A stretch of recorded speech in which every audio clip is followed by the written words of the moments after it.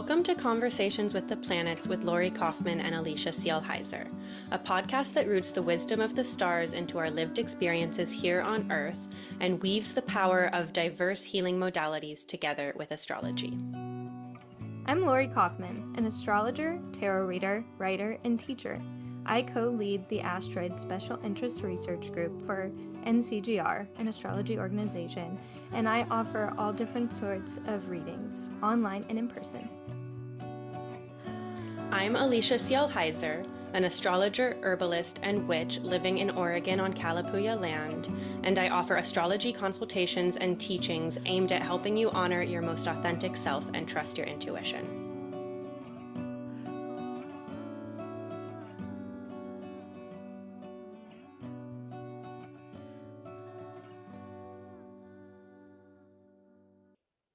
Hey everyone, we wanted to give you a little heads up that this episode does come with a trigger content warning that we will be discussing instances of sexual assault and disordered sexual dynamics and instances where sex is used to assert power and dominance and control. So if those are topics that are difficult for you to listen to, please take care of yourself.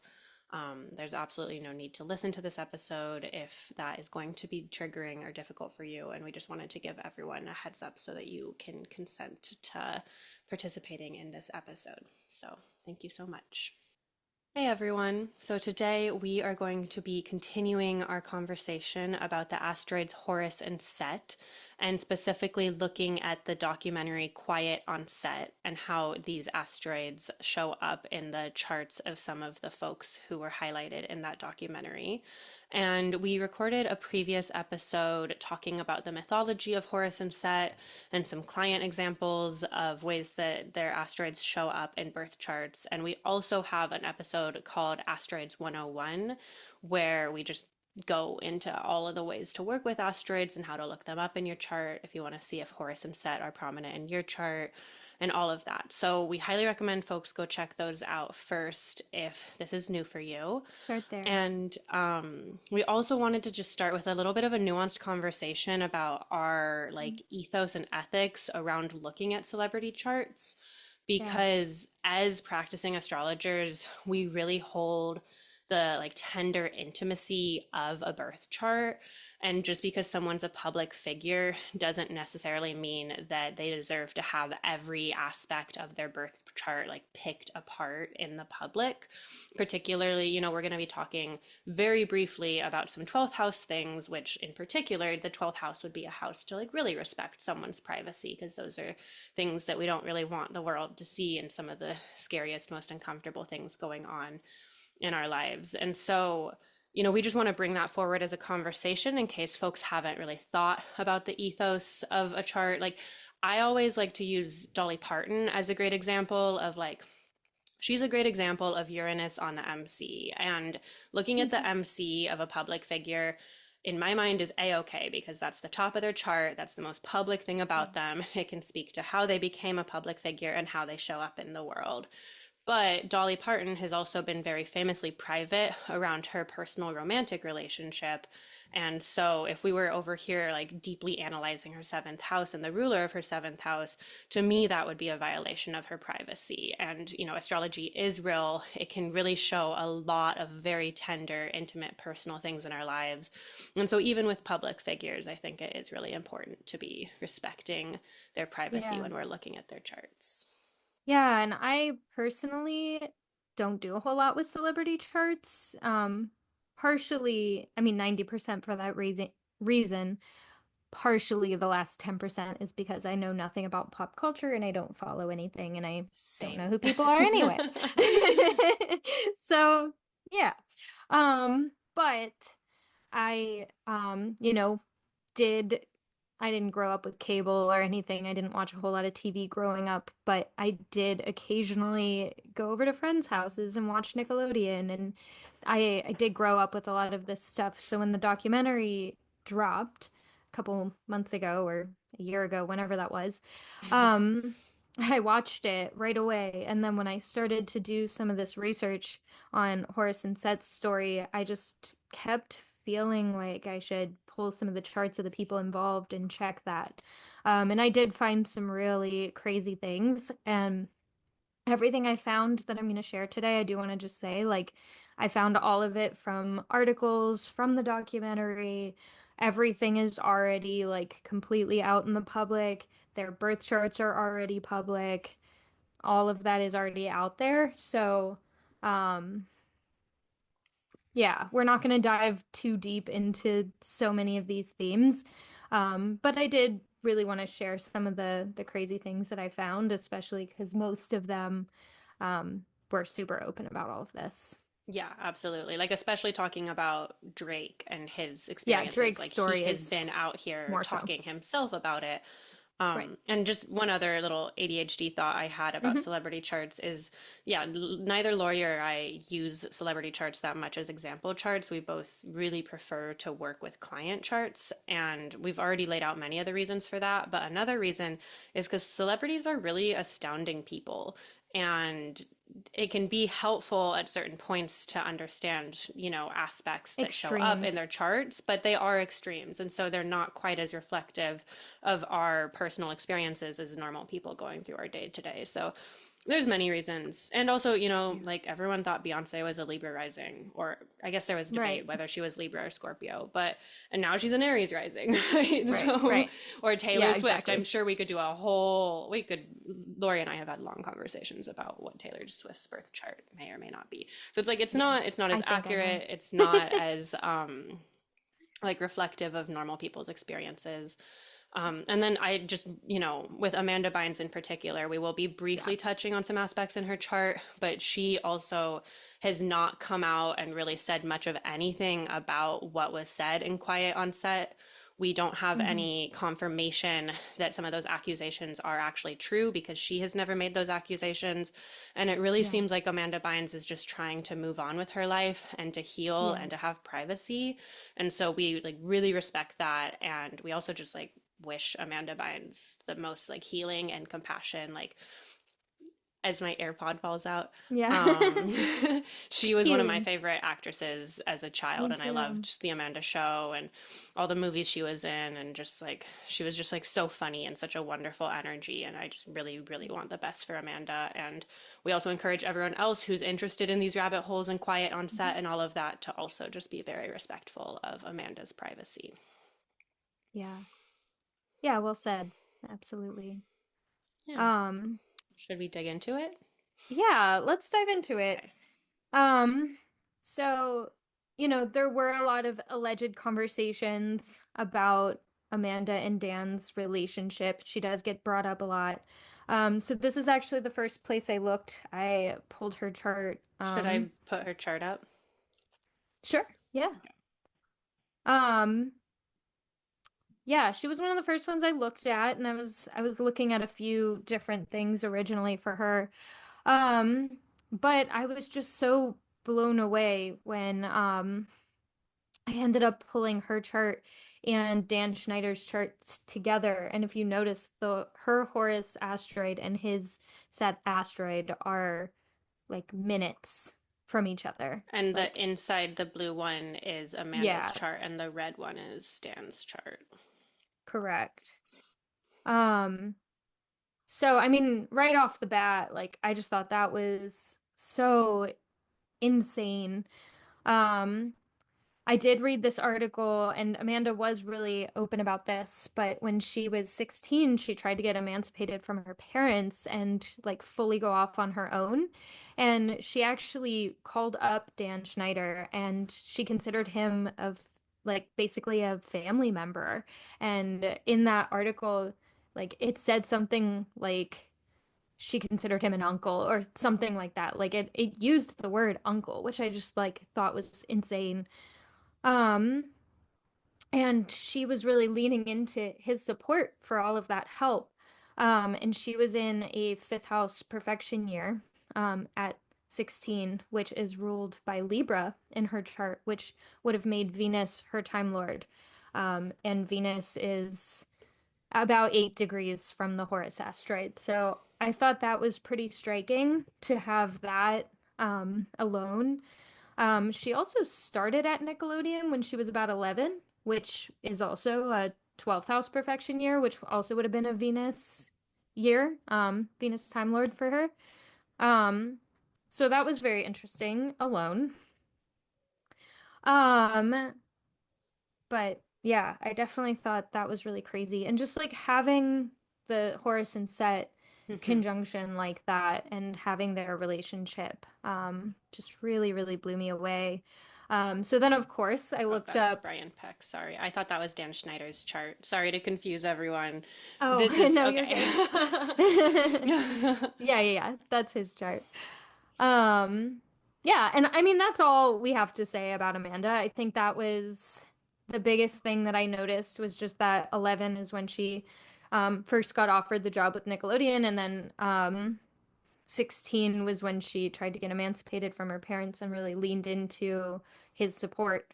And those would have been the 2 years that she was in a Venus perfection, Hmm. um, yeah, Time Lord. And that's where Horus is with her as well. And then just having that Horus and Set relationship, that uncle, Hmm. trusted uncle relationship. And then there are a lot of alleged rumors about whatever their relationship might have been.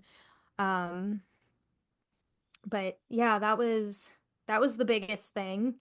So then of course I looked up Drake Bell and Brian Peck because they were the two biggest ones um, of that docu-series.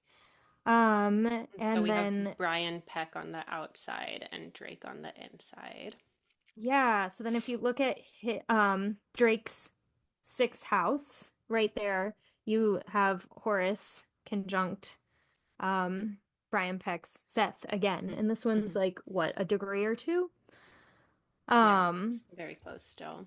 super close. And so once again, here's that same conjunction. So I did a lot more research into that. After I watched the documentary. I do recommend watching the documentary because it was actually very well made. Um, so if you haven't watched it, then spoilers. But he was very heavily interviewed on all of this, and he basically mentioned at first that he felt really close to Brian. He felt like family. They would hang out. But then he felt like he was starting to cross a line. Drake's father was also interviewed a lot on the series, and he really tried to protect Drake from him from the start. He had a bad feeling about the situation. He really tried to stop it. Um, and Drake ended up basically choosing his mom over his dad and went to go live with her during this whole situation, basically abandoning his dad and no longer listening, which is why a lot of this kind of went down. The mom wasn't really watching him as closely as Hmm. his father was. Um, and so I thought that was really interesting too, because if you look in Brian Peck's chart, he has the Osiris and Horus asteroids together. It's still that same chart. Okay. Yeah, I guess it's just whichever one has the wheel. So Brian being on the Yeah. outside. So where's the Osiris and oh here, Osiris and Yeah, yeah, yeah. Horus in the fourth as well, which Yeah, is the house of the father. exactly. Um, yeah, so I thought that was pretty interesting, that he had that. In Drake's fourth specifically. It would have been in Brian's Correct. seventh, Right. just to clarify. And it's conjunct his lot of fortune. So it's like he did try to Mm-hmm. help him, like he tried to save him from this, but um yeah, I thought that was really interesting. This also did become a pretty extreme court case, which so did the Horse and Set story, um, because they had to go in front of the Council of Gods. Mm-hmm. So, that alone I thought was pretty interesting. Um, So this all happened or had its peak when Drake was 17 years old, which is a sixth house perfection year. So that's when Taurus would have been activated, and it is pretty close to Chiron as well. Um, and it's opposite his Saturn, right? We're pretty close Mm-hmm. to. Yeah, he has Saturn rejoicing Yeah. in the 12th. Yes. Versus, and it's ruled by his Mercury in the 8th. So a Hmm. lot of dark house activation for sure. Yeah. Oh, correct. Um, So then, yeah, and Horus really isn't too terribly far from Drake's sun either. I mean, it's out of sign and it is kind of far, but it is like kind of close too. Um, yeah, so very interesting. I also looked into the date of Brian's arrest and found some interesting things there too. The transit Seth asteroid was in Libra, exactly conjunct the Sun and Mercury. And Mercury would have been Drake's Time Lord that year. So Mm. in the sky, Set was conjunct Sun and Mercury. And they were transiting over Drake's MC at the time. And Um, Brian's ascendant moon as yeah, well. and his ascendant moon. Isn't that crazy? That is, yeah. Yeah. And it was all like fairly close to it happened in between them. Um, so yeah, all of that was like really loud and prominent. Um, the transit Horus asteroid was actually in Aries and it was opposite Set and close to Drake's IC and Lot of Fortune. So during the court case, I'm trying to like put this into words that make sense because it's getting heady. Brian Peck had his Horus return, if you will. Mm-hmm. So Horus was back where it was in his chart when he got found out for all of this. And it was sorry, Drake's Lot of Fortune. So Mm-hmm. he won. He came out on top of this. Drake one. Um, yeah, he kind of ended up with nothing. Well, I'll get into that a little bit more in a minute, but Drake was believed. Okay. And I'll also Um, say this happening in Aries would be in Brian's seventh house of open correct. enemies. And Right. you can definitely put court cases Yeah, court in the cases and seventh, as well as the contracts. Yeah. 10th, but I definitely Yeah. has seventh house energy. Yeah, it And Aries, absolutely very does. contentious. Yes. Yeah. And But it ruled definitely by had, Brian's fallen Mars as well in the eighth, so another right. dark house activation there. Yeah, Mars in detriment, exactly. sorry. Mars was in detriment, is in detriment in Brian's chart. Yeah, and it just feels very like truth coming out Hmm. type of energy. And then yeah, I just thought the all of those transits were just so loud and so prominent. Hmm. Um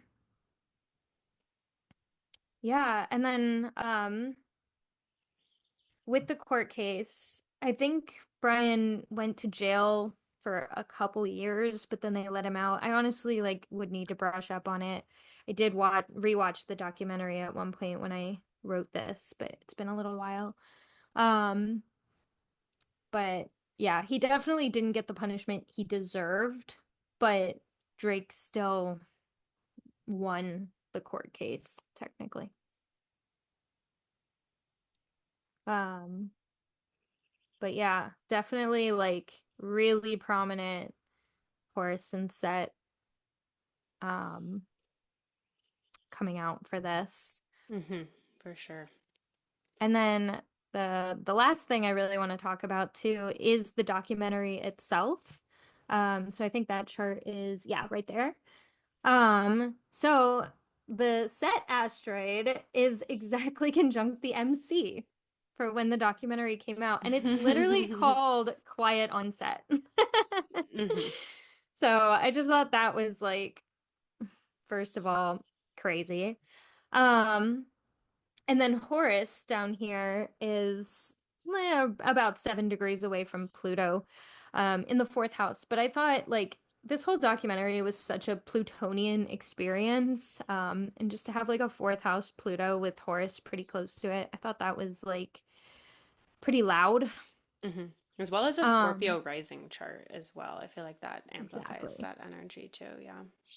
Yeah, with like the chart ruler Mars like also being co-present with Uh-huh. With Pluto and Horus, Pluto. like. Well, and then Moon and Yeah. Gemini, it's like such like a gossipy, like it's like they're like Right. sharing all this gossip as Right. They're well. like, did you know? And I love that Vesta's hanging out with the moon there too. Mm, yeah. It's so good. Um, but yeah, that set MC conjunction I just thought was so crazy. That coincidence like really kind of set it over the edge for me. Um, so yeah, the documentary came out on March 17th, and so I pulled it for midnight because I'm pretty sure that's when things drop on um Hulu, or that's when this dropped at least.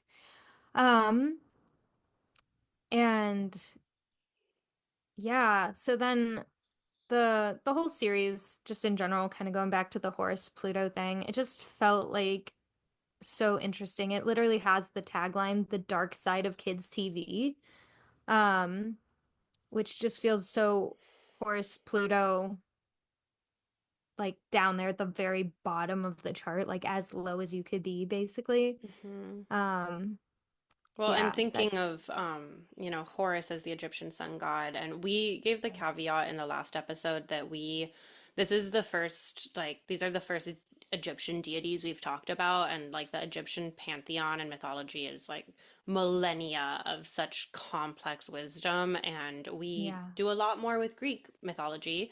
So Hmm. we apologize if we misrepresent anything or just have things be kind of surface level. And if any of our listeners are like huge nerds about Egyptian mythology, please like comment and add more nuance.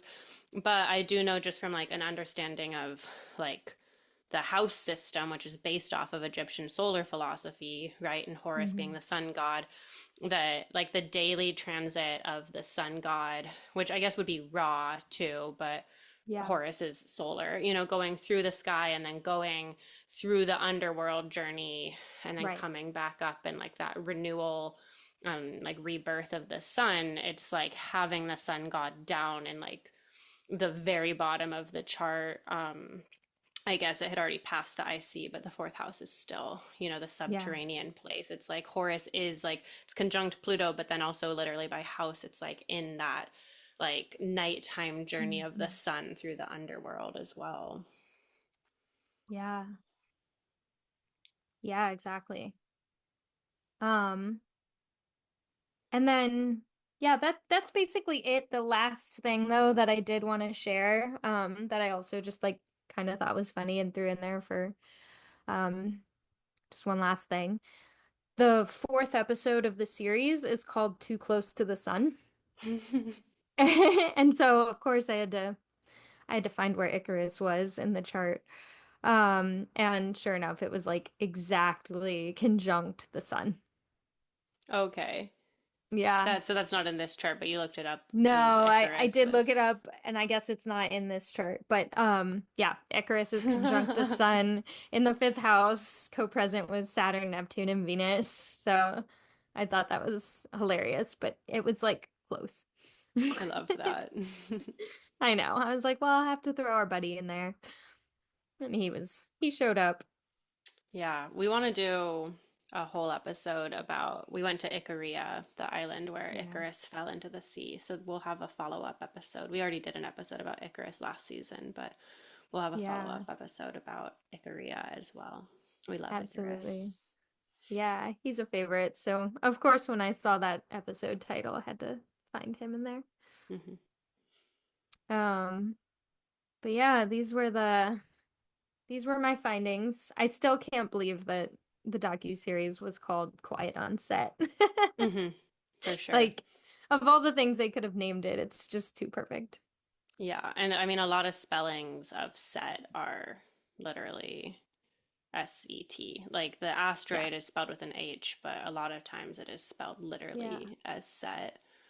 He Which, yeah, went I through a mean, couple different sometimes spellings through history. that makes sense. And also, like, hieroglyphics are very different than Exactly. English. Right? But yeah, sometimes asteroids can be incredibly literal. Also, we Yeah. had this discussion in the last episode that just because you have Horus or Set prominent in your chart does not mean you are going to live out every aspect Mhm. of their mythology and their stories. And especially when you're dealing with sexual abuse and sexual assault, there's no one component of a chart that could say, like, oh, this is going to happen or not. And so, there's many different ways. There's positive iterations of how this myth can come through as well. There's a lot like softer versions of how the myth can show up in your life. And there's Mhm. just so much nuance with the mythologies and with our personal lived experiences. But Mhm. astrology can also provide a tremendous healing potential of giving meaning and helping us understand why difficult things did happen to us. And so that's one Yeah. reason I think astrology can be so useful for looking back in time and making sense of things that already happened. And I just caution folks about like not looking forward in time too much or thinking like, like I have Ceres conjunct the ascendant. That does not mean that I'm going to lose a child, right? There's many ways that that myth shows up. And so not to like worry about what may or may not happen in your life based off of Mhm. an asteroid, because we just astrology tries really hard to tell us that we know the future, but we still do not know the future. So Yeah, just to have that little caveat as well. absolutely. And everything's a spectrum. Mm-hmm. Yeah. Well, do you have anything Perfect. else to share about this, Lori? I think that was basically my findings. Great. Yeah, thanks My for rabbit doing all holes. that research. And if you Absolutely. ever do choose to publish that, we will link it in the show notes below. So no pressure to publish it, but Yeah, folks can maybe check and it might one day become available because she did a whole article about this. I did. Yeah, I'm still working on trying to figure out where I'm going to start publishing some of these articles that I Hmm. write, but Yeah, well, stay we're tuned for figuring it out. that. There might be some writing coming from Lori soon. So Absolutely.